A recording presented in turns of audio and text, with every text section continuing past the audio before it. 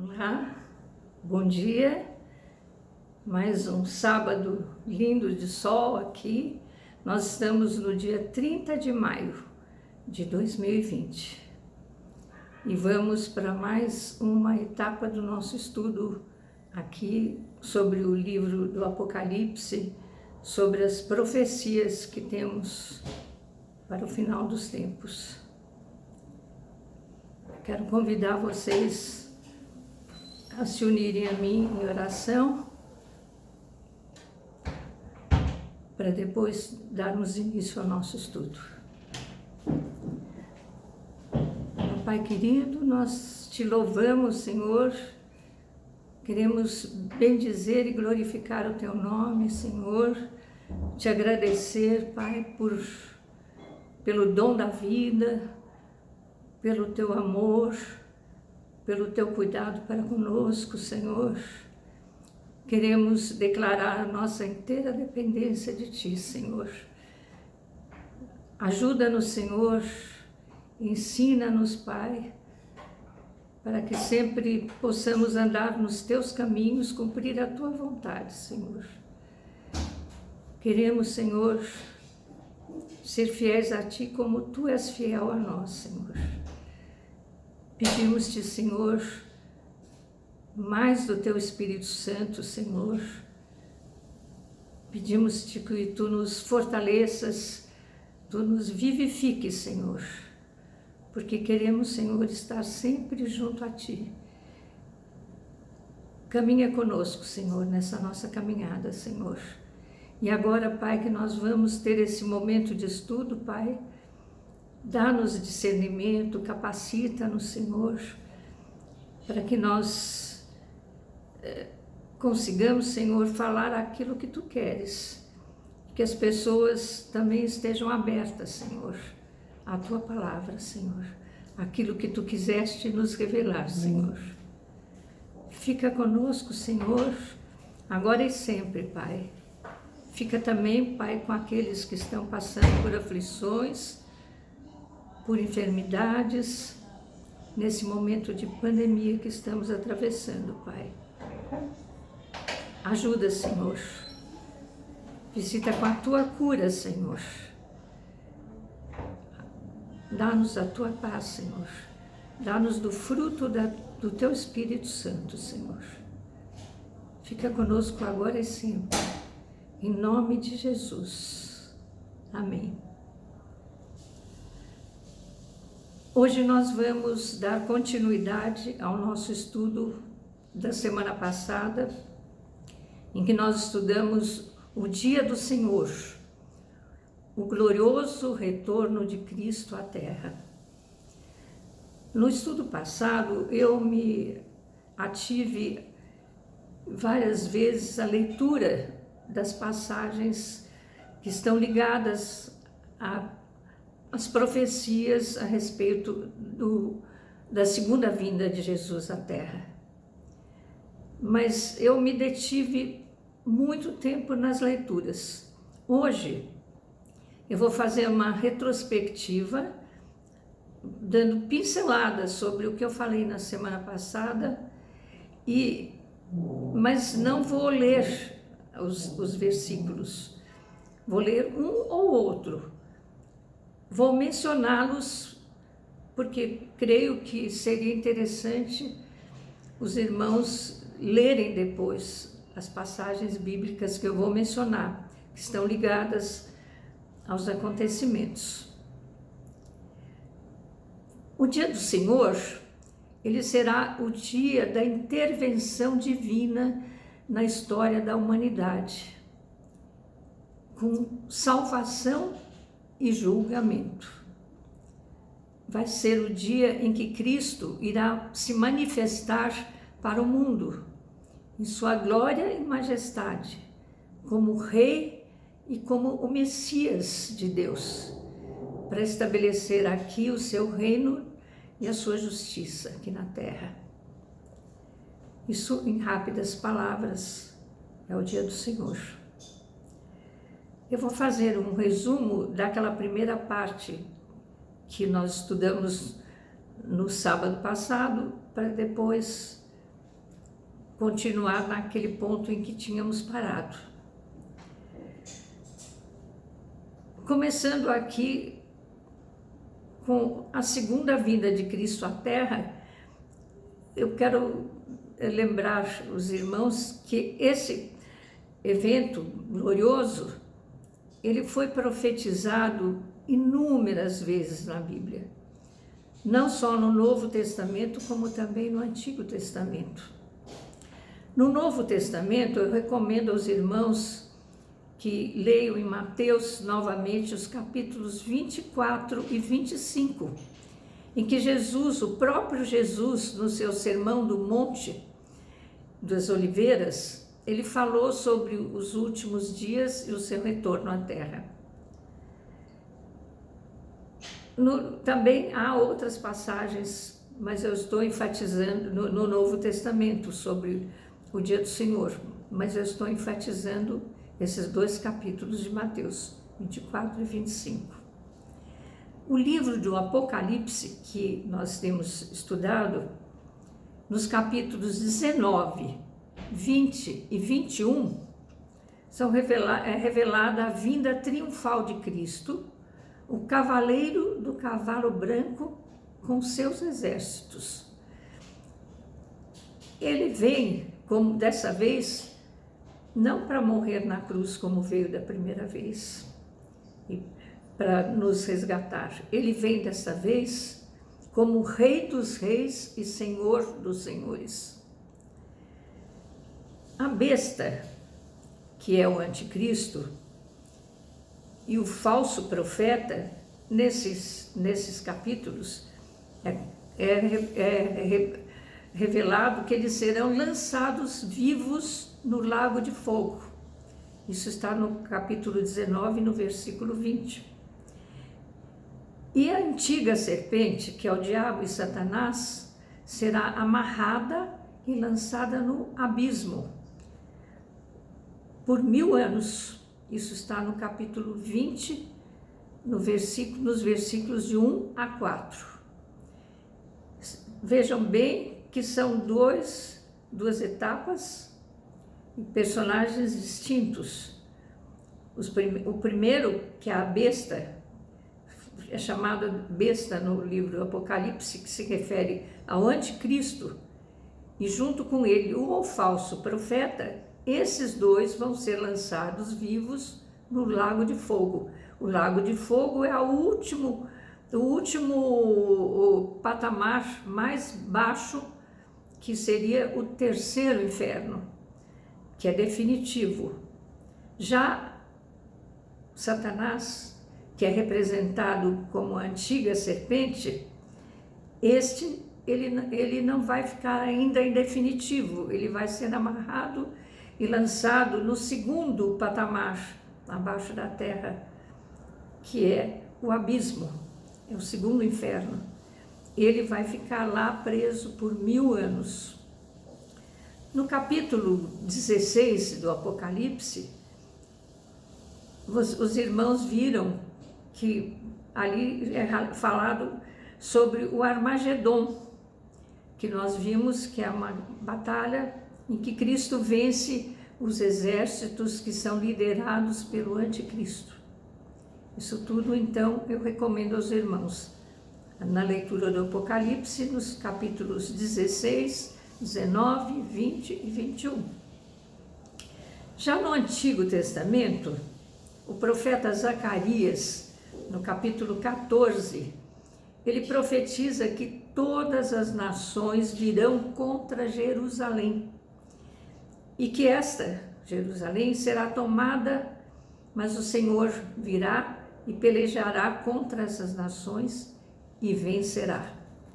Será justamente nessa segunda vinda. Já o profeta Ezequiel, no capítulo 20, conta que Israel se arrependerá e será restaurado. Em Ezequiel 37, versículo 2, está escrito: E porei em vós o meu espírito, e vivereis, e vos porei na vossa terra, e sabereis que eu, o Senhor, disse isso, e fiz, diz o Senhor. Vejam que já no Antigo Testamento já foram mencionados o profeta Zacarias, no capítulo 14, o profeta Ezequiel, no capítulo 20 e também no capítulo 37, versículo 12, e agora o profeta Joel, nos capítulos 2 e 3, ele fala também desses dias em que Deus derramará do seu espírito sobre os sobreviventes de Israel. Eu vou tentar fazer aqui uma rápida recapitulação, vou recapitular pela ordem dos acontecimentos. O primeiro acontecimento que nos reporta pela ordem seria a visão que João tem, que é relatada no Apocalipse. E essa visão, ela acontece, o local dela é no terceiro céu. É lá onde nós chamamos de paraíso, onde Deus habita com seus anjos. No terceiro céu, João vê um desfile triunfal, ele vê o cavaleiro branco com seus exércitos. É o desfile triunfal de Cristo. Isto os irmãos podem ver em Apocalipse 19, de 11 a 16. No segundo momento, nós já temos essa visão no primeiro céu. E essa visão que acontece no primeiro céu, que é mencionada, está mencionada justamente em Mateus, no capítulo 24, nos versículos 27 a 38, em que o símbolo do Filho do Homem é visto no céu, e todas as pessoas o veem chegar. Nós sabemos que o primeiro céu é esse que nós temos aqui, onde tem as estrelas, onde tem as nuvens, a lua, que nós avistamos. Todas as pessoas verão Jesus chegando nessa segunda vinda. Esse é o segundo, pela ordem. A primeira seria a visão de João no terceiro céu, cavaleiro do cavalo branco. A segunda, todos verão o sinal, o símbolo do Filho do Homem visto no céu. Cristo virá com seus exércitos para resgatar Israel, para lutar a batalha do Armagedon e também para julgar as nações. E logo em seguida, para iniciar o seu reino milenar aqui na Terra. Aqui eu recomendo aos irmãos que leiam 2 Tessalonicenses 1, de 7 a 9, Romanos 11, 26 e 27, Mateus 23, de 37 a 39, Zacarias 12, de 10 a 14 e também 14, 4. O terceiro episódio, pela ordem, já seria depois que Cristo o sinal dele foi visto no céu, ele chegando, e todos os olhos viram. Cristo toca o Monte das Oliveiras em Jerusalém, e a montanha se divide ao meio. Um vale se forma para que Israel fuja para Azel. Isso está em Zacarias 14, 1 a 5. Israel se arrepende e chora por Cristo e o reconhece como seu Messias. Está em Zacarias 12, de 10 a 14. O quarto episódio já é a Batalha do Armagedon, que estudamos há 2 semanas. Essa acontece já aqui na Terra, no vale de Esdrelon, na planície abaixo do Monte Megido. Acontece após uma aliança mundial e as nações que foram lideradas pelo anticristo vêm contra Israel. Aí o Senhor pelejará contra elas e vencerá. O anticristo e o falso profeta são lançados vivos no lago de fogo e Satanás amarrado e lançado no abismo por 1000 anos. A quinta etapa seria a visão de João no primeiro céu. Um anjo com um pé no sol convida todos os pássaros para o grande banquete de Deus. Está no capítulo 19 de Apocalipse, versículos 17 e 18.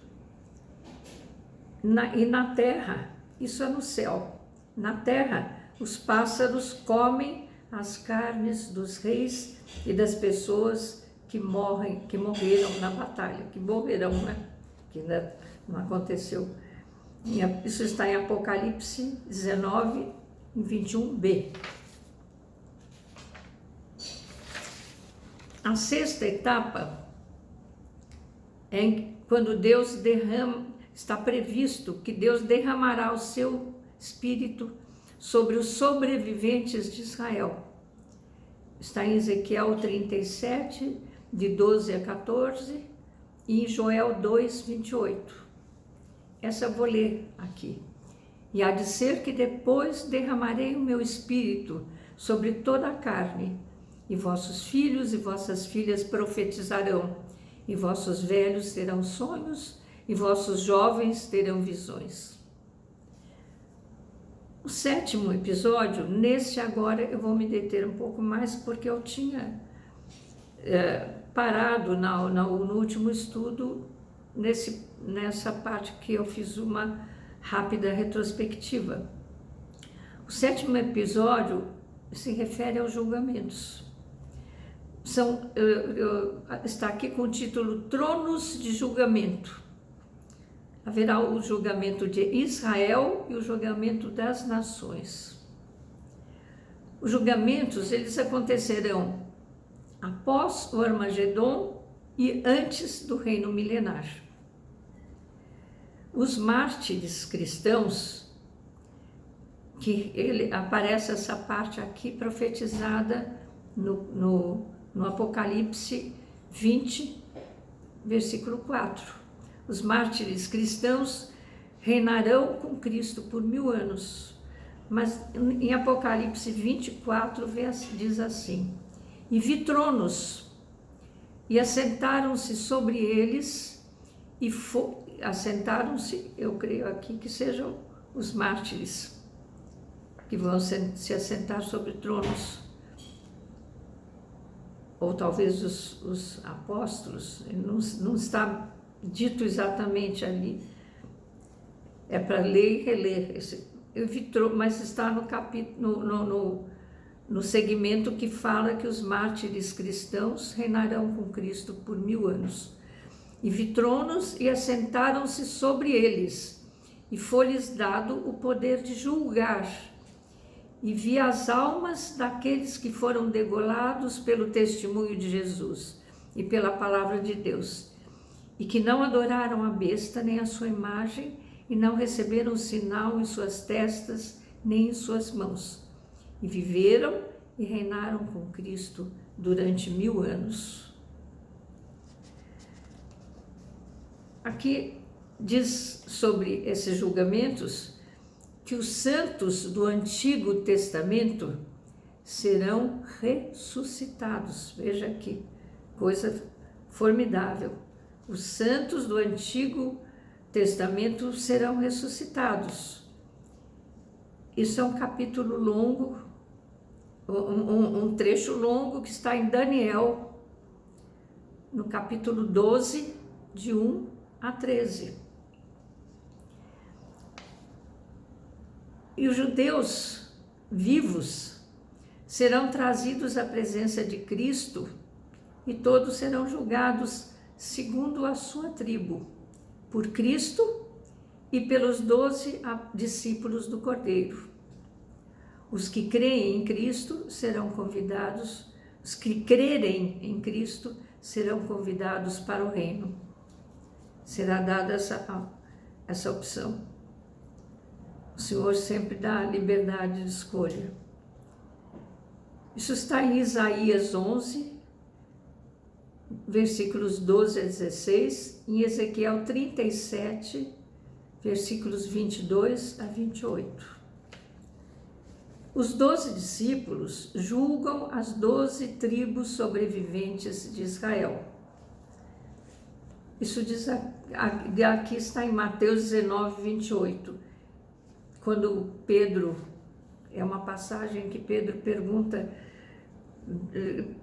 para Jesus o que eles terão estão largando tudo para seguir Jesus e o que eles vão ter assim como recompensa. E Jesus disse-lhes: em verdade eu vos digo que vós que me seguistes, quando na regeneração o Filho do Homem se assentar no trono da sua glória, também vos assentareis sobre 12 tronos para julgar as 12 tribos de Israel. Jesus prometeu isso para Pedro. Está em Mateus 19, 28. Jesus vai sentar-se no julgamento de Israel. A Bíblia diz que ele vai estar como um fundidor e purificador de ouro e prata. Ele purificará as pessoas, preparando-as para trazerem ofertas de justiça. Aqui eu vou ler um trecho que está em Malaquias 3, 1 a 5. Eis que ele vem, diz o Senhor dos Exércitos, mas quem suportará o dia da sua vinda?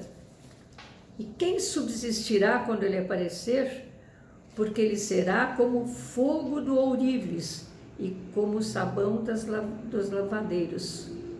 E assentar-se-á como fundidor e purificador de prata, e purificará os filhos de Levi, e os refinará como ouro e como prata.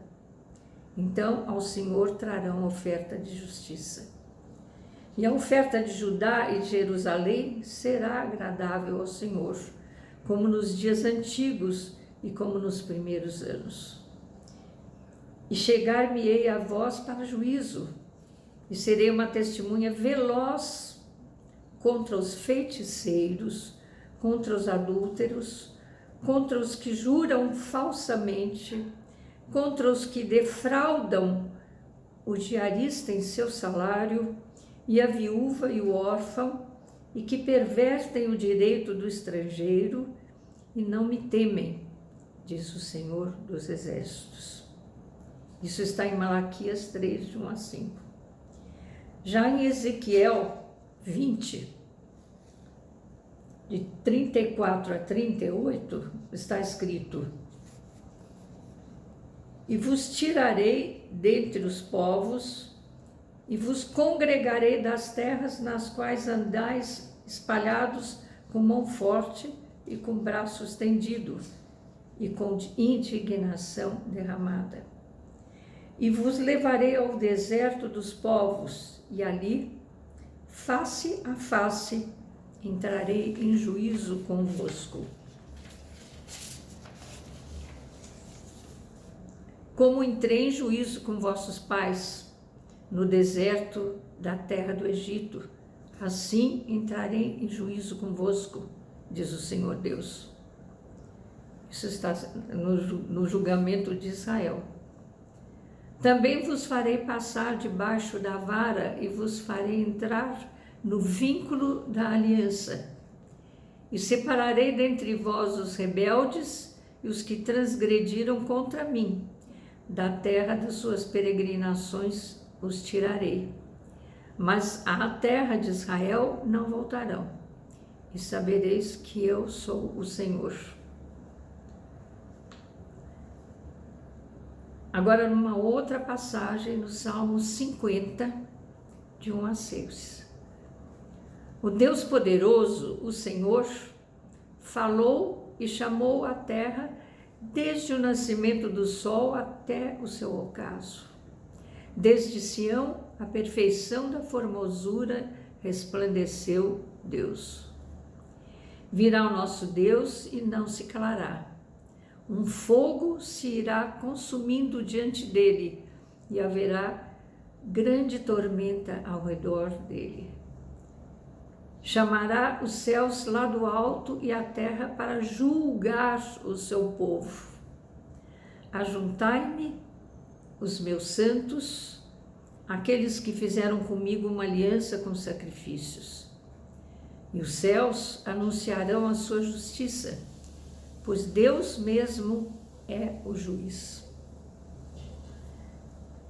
Aqui está falando mais à frente que a igreja, já passando para o Novo Testamento, a igreja vai julgar, a igreja de Cristo, vai julgar as nações com Cristo. Na primeira etapa nós estávamos falando sobre o julgamento de Israel. Aqui nós estamos falando sobre o julgamento das nações.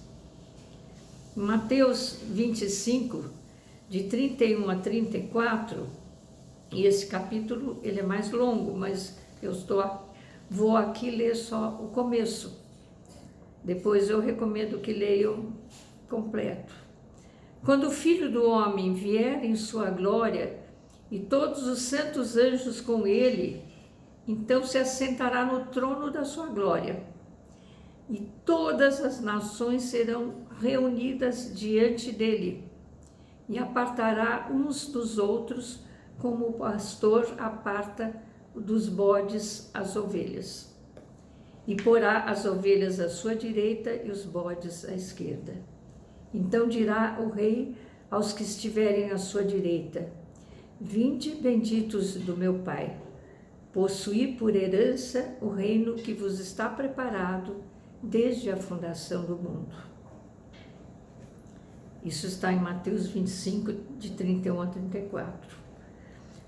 Já em 1 Coríntios 6, 2, o apóstolo Paulo fala: não sabeis vós que os santos hão de julgar o mundo? Ora, se o mundo deve ser julgado por vós, sois porventura indignos de julgar as coisas mínimas? Paulo já está colocando sobre nós uma responsabilidade